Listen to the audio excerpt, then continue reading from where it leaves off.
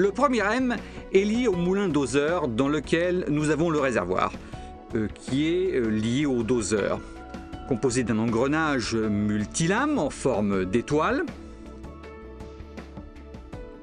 un réservoir pour le café et un levier contrôlé et assisté d'un ressort pour le retour, pour nous aider à faire descendre le café. Et ensuite, la partie la plus importante et fondamentale, les meules, qui peuvent être, selon l'usage, plates ou coniques. Le premier point de contact du café s'effectue là, à l'intérieur du réservoir. De quoi est composé notre réservoir ? Il se compose d'un couvercle qui doit rester fermé à tout prix afin de maintenir le dioxyde de carbone de café aussi longtemps que possible à l'intérieur et d'une trémie qui sert à faire entrer et sortir le café jusqu'au broyeur. Et la chose la plus importante, c'est que le réservoir soit nettoyé chaque semaine car des résidus d'huile ont tendance à rancir rapidement et peuvent par conséquent se retrouver dans notre café et y former des résidus désagréables. La méthode la plus rapide est d'utiliser le robinet de distribution de vapeur de la machine à café. Nous utilisons la vapeur de la machine à café pour dissoudre d'une façon pratique les résidus d'huile qui peuvent s'être déposés dans notre réservoir. Avec une serviette en papier, nous allons essuyer et très bien nettoyer l'intérieur du réservoir pour ensuite le remettre à sa place. Nous avons ensuite la deuxième partie qui est précisément le doseur. Il se constitue, nous disions plus haut, d'une étoile, d'un levier assisté d'un ressort qui sert à nous aider à le faire revenir en arrière et à préparer des doses successives plus tard. Le soir, il est crucial de se rappeler d'éteindre le moulin à une heure adéquate pour ne pas avoir trop de résidus de café à l'intérieur du doseur et de le vider chaque soir en mettant tous les restes de café dans un petit récipient hermétique, afin de pouvoir nettoyer tous les soirs sans exception l'engrenage en forme d'étoile, afin d'enlever et d'éliminer tous les résidus qui pourraient y être encore présents. Les moulins doseurs peuvent être dotés de deux types de meules différentes, coniques qui chauffent moins le café et ont une meilleure durée de vie. Ils se changent environ après 800-900 kg ou des meules plates qui peuvent être changées après environ 400 kg d'utilisation du moulin à café. Parmi les mélanges variés qu'offre Costa d'Oro, aujourd'hui nous présentons le Costa d'Oro Coffee Lab, Master Club Coffee et Costa d'Oro. Tous les trois sont des mélanges certifiés de l'INEI.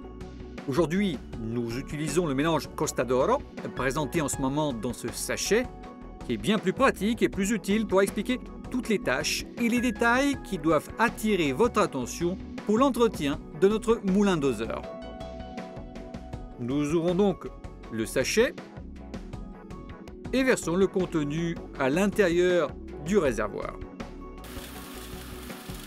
Je conseille de toujours conserver un paquet de café au frais et de maintenir le réservoir du moulin doseur bien fermé.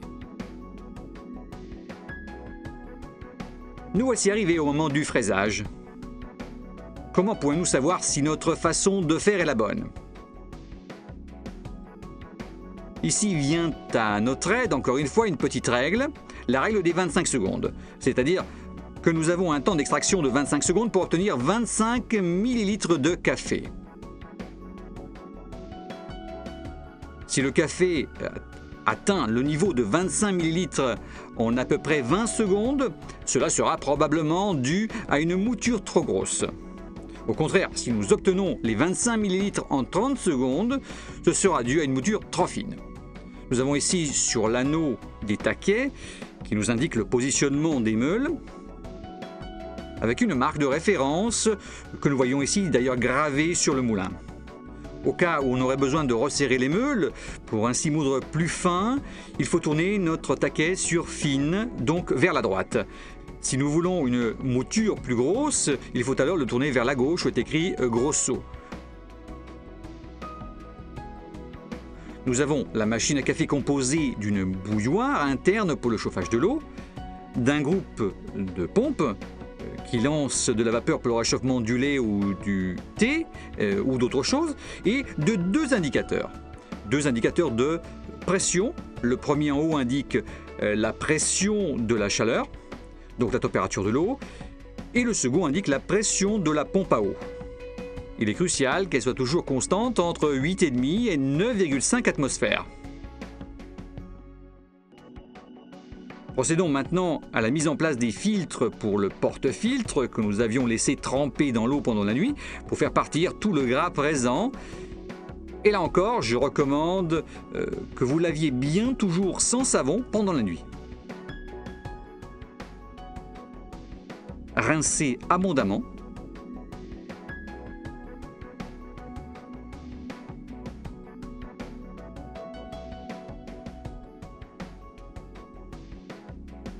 Nous faisons la même chose pour les filtres.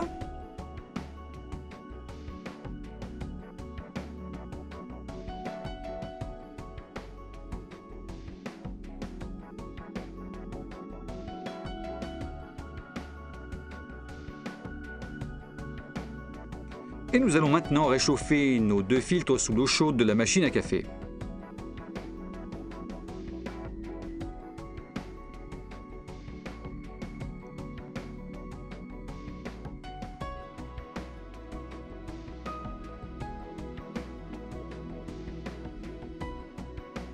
Nous allons maintenant moudre le café.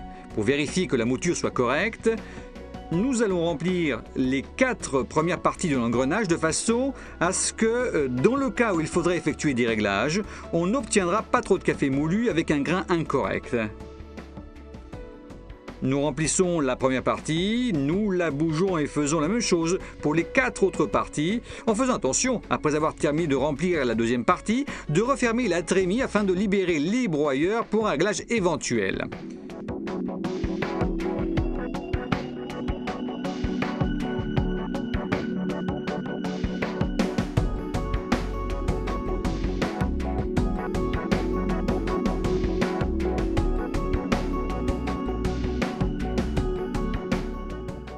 Les broyeurs sont vides, éteignons le moulin.